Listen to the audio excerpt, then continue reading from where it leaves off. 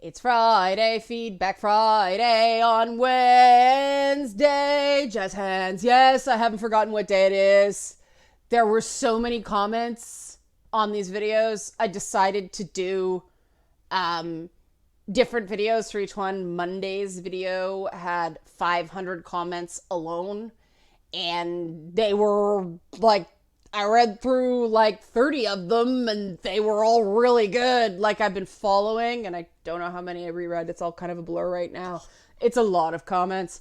But there's no way I could do it justice with just one video, because there was so much interesting things. Like, they were high quality comments, and especially with the topic this week, and people being really down on gaming communities and online communities in general. I really wanted to show my appreciation for you guys providing high quality comments, providing high quality feedback. It's kind of funny because, some of you agreed with me, some of you disagreed with me, some of you slightly disagreed. There was a whole very funny comedy thread of performance art of slightly disagreeing and so on. If you want to go in there and read it, it's quite amusing. I had a good chuckle, so hats off to you guys who had some fun with that, as well as the people who agree that pants suck. I should tell you the background for the no pants thing. That's a run-on joke I have with Frank Cho, the awesome comic book artist. The no pants thing, we tend to send messages back and forth to each other, and at the end it's PS I'm not wearing pants. We started doing this like 10 years ago. You could never do that today, but it's our thing. It's kind of dumb that you can't do that today when everybody's okay with it, because it's clearly just a joke, and we're having fun. But there you have it. That's a run-on joke. There are quite a few run-on jokes I realized I have with Frank Cho, but he's a freaking brilliant artist. He posted pencils and inks of an upcoming Harley Quinn cover he's doing on Facebook and Instagram. Holy crap, blew me away. I mean, I knew he liked drawing like fabric folds, but mind-blowingly good. See, I say what I like. This is why they kind of don't like me. But yeah, I did want to do a bit of an update on the Guild Wars 2 ArenaNet Jessica Price poop storm. She's got me blocked on Twitter, probably because of some block lists that I ended up on because I refused to let some random person with minimal coding skills decide for me who I'm allowed to follow and not follow for information purposes on Twitter. I would rather be on a block list than succumb to that kind of mental bullying. No way in hell does somebody get to try to strong arm me into unfollowing someone to stay off a list. That's just ridiculous. I was covering Gamergate at the time. I followed certain people just to keep informed, and I am not going to not do that because somebody decides they're undesirables. When you are doing actual journalism, when you're actually covering a story, you have to see both sides, and it is nearly impossible to cover these social things in gaming anymore, because if you follow one side, the other side blocks you, so it's like, but yeah, it's gone from a kerfuffle to a straight up shitstorm, because now Jessica Price is fighting with her former employer in the press. And normally I'd link directly to the article, but it's a Polygon article, and because of the way, I've never talked about this before, but you notice that I'll use Kotaku articles, I'll use Eurogamer, I'll use VentureBeat, I'll even use The Verge, even though I'm not real big on the politics there, but you'll notice I avoid Polygon. And that's because I do not think they're actually serious about supporting anybody who's actually been harassed online, because of my own personal experiences with Polygon. After I did one guest op-ed piece for them that happened, it was delayed, and it came out right after like Gamergate blew up and people were calling me a Polygon shill, and I was getting 500 nasty messages for an hour for like 72 hours. 72 hours is the half-life of a serious online dogpile. If you don't feed anymore, it dies. It drops off significantly after that. It's just like you can see the curve. I found this out the hard way more than once. But science! I got to see how long it took to drop off. So it's like now if people get really mad at me, it's like, all right, start the clock, 72 hours. You know, I'll go paint something. Refinish my kitchen cabinets. That is the Beauty Tone cabinet refinisher kit. For people who want to know, it retails for about $200, but if you wait for a sale, you can get it for like 70. And yeah, it makes a big difference. And I like that you guys liked my texture joke. That was really nerdy, and you got it, so thank you. But yeah, that's why I don't show, because as far as I'm concerned, editors should offer at least moral support, emotional support to people who are going through that. And all Polygon did when it first happened was if you're going to respond to these people, untag me. It took them 2 weeks to say absolutely anything to me. They threw me to the wolves and then shunned me, just shut me right out, because, you know, I believe in dialogue. And, just, you know, when one side shoves you away, you talk to the people who will listen to you. And I, as a believer in the facts and as a finder of truth, I see nothing wrong with having a conversation with people I don't agree with. And I just have a really hard time, based on my own personal experiences with that particular service, in believing that they are actually serious about minimizing the emotional damage of online harassment. And I have my issues with other sites for other reasons, but I've never spoken about that before. But I think it's very important to be clear that I don't refer to, you know, I'm not just being lazy. I'm not trying to crib somebody's journalism. There's a reason I do not drive clicks to that site. I don't like the way I was treated. And if I was treated that way, then other people are treated that way. And if we are going to get more people writing about games, especially people who are not the majority in gaming, we need to support them through those early times where people are trying to see if you're serious.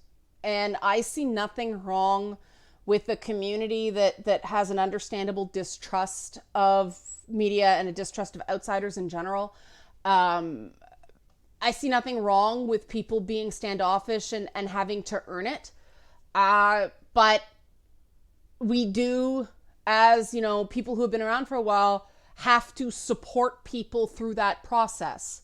And that's the difference between what doesn't kill you makes you stronger and what doesn't kill you makes you quit. This is one of the things that my video game boot camp is going to provide. I guess I should plug that. That's a good thing. I screwed up on Tuesday's video, and for a long time I didn't put the link in. I'm sorry for that. And then there was a brief time where I had a link to a Lee Valley Tools item. I apologize for that error, but this is it. The Indiegogo. If you go to this, it's a general content curation service. But if you go down here, you'll see there's no picture, but Leanna K Video Game Boot Camp, that is a significant savings from what it's going to be when it goes live. And it's not just 4 claimed. I just didn't refresh the page. It was 11 claimed. There we go. Look, I'll fit. Yeah, 11 claimed. There we go. But yeah, I am doing that because one of the things that I believe, this idea of we have to stop online harassment. No, we have to make it hurt less. We have to stop the damaging emotional impacts because people are always going to have what to say. And this is, something I've learned because I didn't start in games. I started in comedy and music programming, and I used to do music documentaries. And we got nasty grams from 14-year-old girls that would turn you white. So I have and then I moved over to talk radio and got nasty grams from housewives that had turned you white. There was this group of haters when I was doing talk radio that I just nicknamed the Heathers because they just hated everything I did. And there was like 3 of them, and they were constantly on Facebook just hating my guts. And so I nicknamed them the Heathers, and I give them little shout outs on air. I find it certain types of people, when they know you've seen them and they are not influencing you, they stop. But you have to sort of know which is which. And I really do think that we can take the sting out of some of these opinionated comments online. And, the other thing about me, there's a lot of new people to this channel of late. A lot of people came over from Boogie2988's audience. Welcome. And so I'm kind of going over my sort of personal history stuff. I grew up in a very multicultural area that also had a lot of poverty. And, what we learned there is, in order to get respect, you have to give respect. And, people from other environments are like, respect is earned. And yeah, respect is earned, but it's not necessarily directly earned where I come from. Like if somebody is giving back to the school or the community or something like that, it's not, what have you done for me? That's not the way respect works. Or it was respect with no T. Respect. We'll say respect instead of respect. And that's not appropriation. That's where I grew up. But respect is all about, if somebody's a great ball player, you respect that. If somebody's a great rapper, you respect that. You don't have to like them as a person, but you have to acknowledge the talent. If somebody's doing like a community food drive or collecting used clothes to give to a shelter, you respect that. You don't have to like the person. You respect that. And this is where I get, and this is where I start directly in the feedback. People are probably like, where's the feedback response? There were numerous comments pointing out the fact that this was not just some random guy. This was an ArenaNet partner for Guild Wars 2, a popular YouTuber. And I did touch briefly on the video, but it was so brief that it might have gone past some people. I get you. I hear you. On the one hand, yeah, it's not fair to treat him as a know-nothing who's just, opinions are like assholes. Everybody's got one. But my position, and I learned this from you guys, okay? I learned this from you guys. There's a reason an appeal to authority is a logical fallacy, right? Just because someone does not have credentials tattooed on their forehead doesn't mean that they don't have a right to speak. And because of where I came from, I feel very, very strongly about this. Unfortunately, too much of the discourse, too much of the dialogue in subcultures, and this is consistent between like hip hop and rap and urban culture. I hate that euphemism, but and gaming. It shares this in common that somebody may not have a PhD. Somebody may not have, standing at an academic institution, but they grew up in these communities and they have lived experience and they have ground truths that they speak to. And it's not going to be an academic speak. It's not going to be from, 4 out of 5 dentists recommend kind of thing. It's their truth. And I think those are very important voices to encourage in gaming, because gaming is as much art as it is ability with computers. And we're not, the next great ideas are going to come from someone with outsider status. And so I don't care who is offering an opinion. If it has merit, I will listen to it. They do not have to be an expert. And I get what you guys are saying, but I'm really hesitant to buy into great person status, because I think that means that some people get too powerful in the discourse, and I think that actually becomes a problem. It keeps some voices out that actually have legitimate points, and their points are legitimate precisely because they don't come from that stamp of approval community of ideas that are already out there. They don't have to cite someone else's research who cited someone else's research. They're telling their truth. And a lot of the racism in academia and sexism in academia came from, it was just a pipeline problem. And so I'm not willing to go there, just because I think a lot of you guys have great ideas. And I know that a lot of you guys are developers, but a lot of you guys aren't. You're just gamers who love this stuff. And I think your opinions are really valid too. And I don't want to start slipping away from that to be agreeable here, if that makes any sense. So this is one of these, kind of, I see your, it's like, I disagree slightly. That's what this is.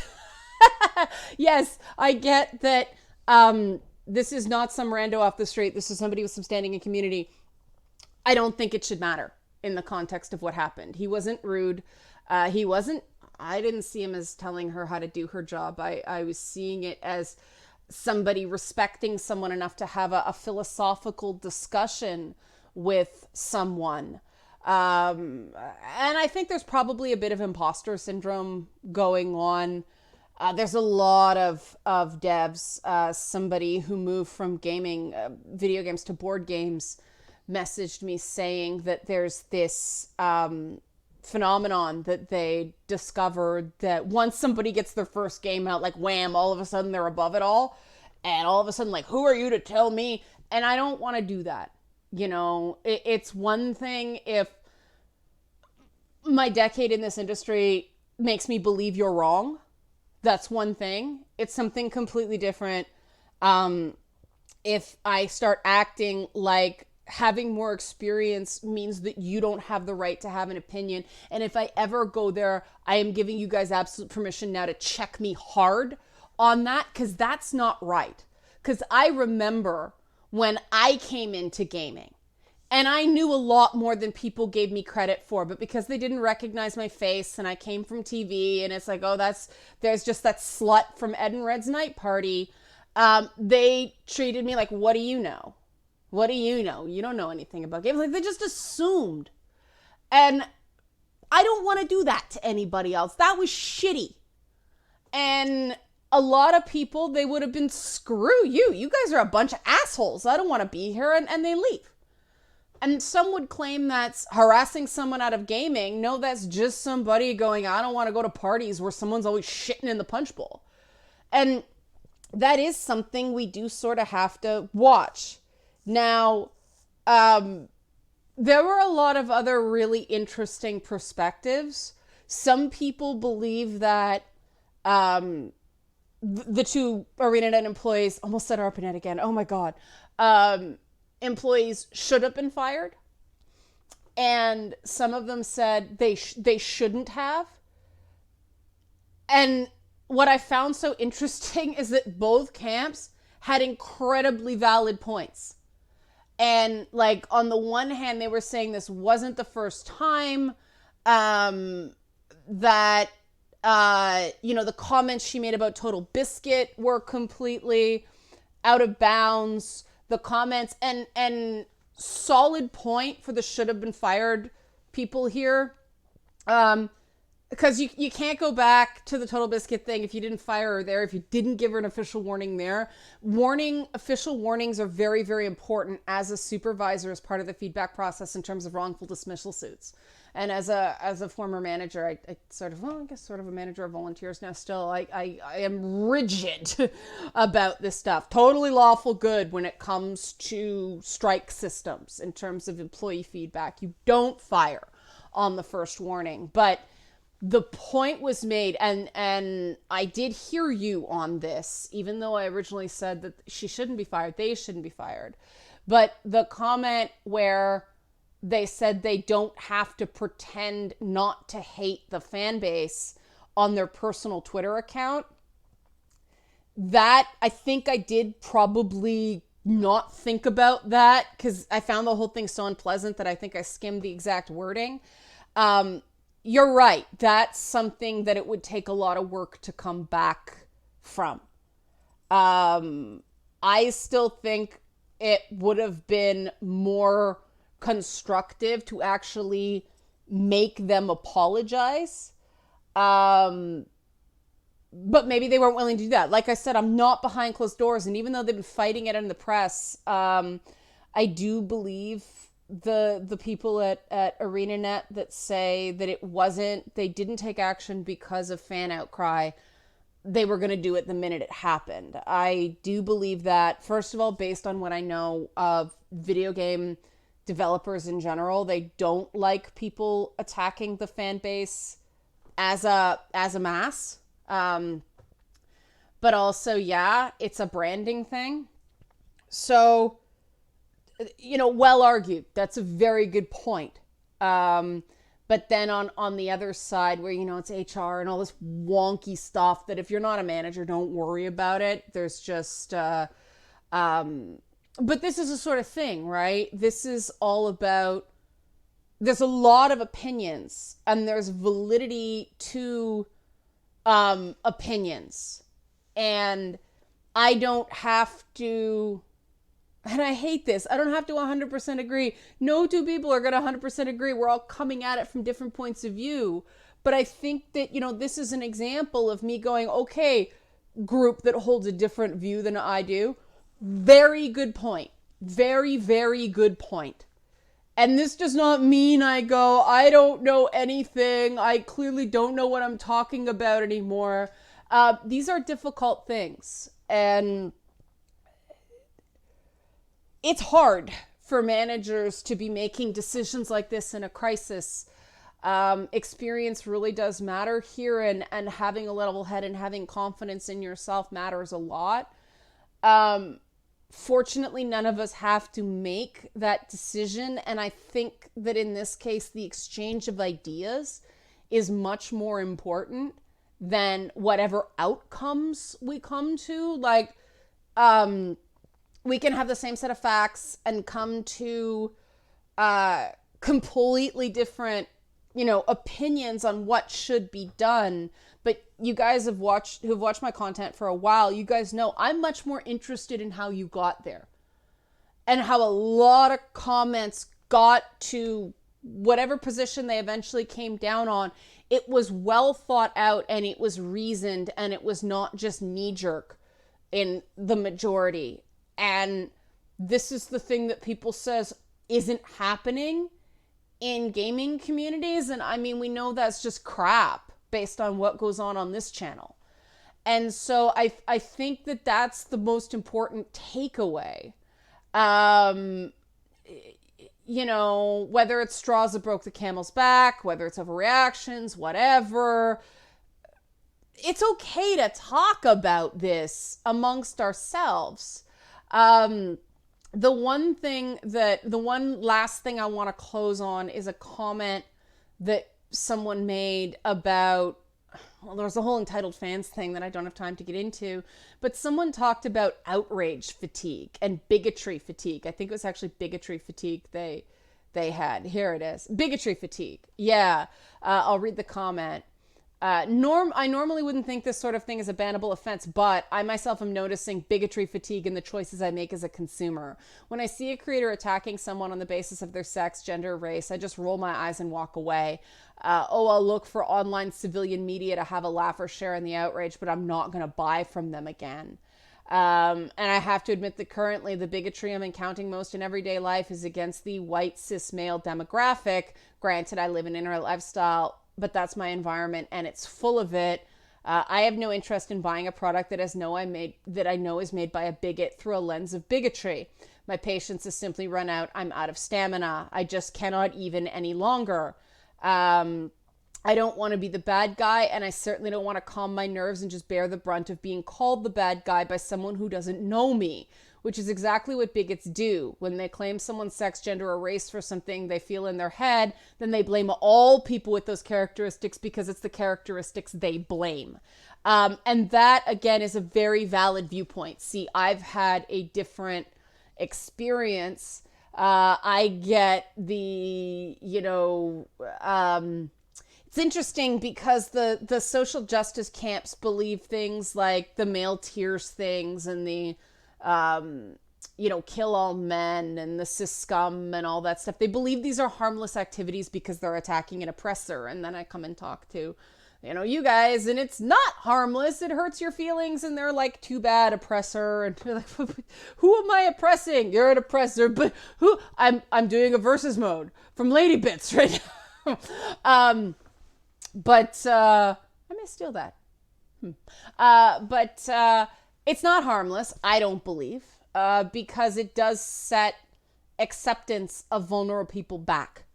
But then, I go out in the real world and I see my friends who are Black get poor service in restaurants. And I'll tell some more stories tomorrow about sort of the racism and sexism I've encountered systemically. Not I've encountered, but I've seen other people undergo. But again, all these positions are valid, and I don't think that it's unfair to say, look, I'm open to listening to you until you start attacking me. And another big rule I have is if you can't do it without name calling, you can't do it. And this is why I have videos clearly tagged rants, or I'll do a Beelzebub video when I really want to just unload, because I do think that if you can't do it without insults, you can't do it. Sometimes it's just funny to blow off steam, but that's why you have personas, because it signals to people, this is what this is going to be, and I don't end up seeming schizophrenic or like I'm losing it. And this is all, to me, what it means to be professional. It's not about not having emotions and not having bad days. My mantra in entertainment, sorry, Mario types. But it's not the good days that make you a pro, it's the bad ones. And experience and training is teaching you how to sort of deal with and get back on the horse after those bad days. And I really do think that based on what I'm seeing again and again and again and again, because these dramas are happening all the time, I don't think that gaming professionals who are quite young and quite, living in a bubble, they're not being given those tools to handle the bad days like a pro and handle the day after a bad day that you didn't handle like a pro. Sometimes you got to take it on the chin and move on, and you can't spend all your time apologizing. You do have to not get stuck in it. So, thank you guys for being cool about this. Thank you for having a reasoned and thoughtful conversation where not everybody agreed. Magic! Maybe I should do a character, the Disagreement Fairy, or something like that. The Outrage Fairy. But thank you for being adults and showing it's possible and defying the stereotypes yet again. That's really what I wanted to say more than anything else. So Back on Friday with part 2 of this Talking About Tuesday's video. And of course, patrons get their Thursday exclusive video. Okay, thanks for watching.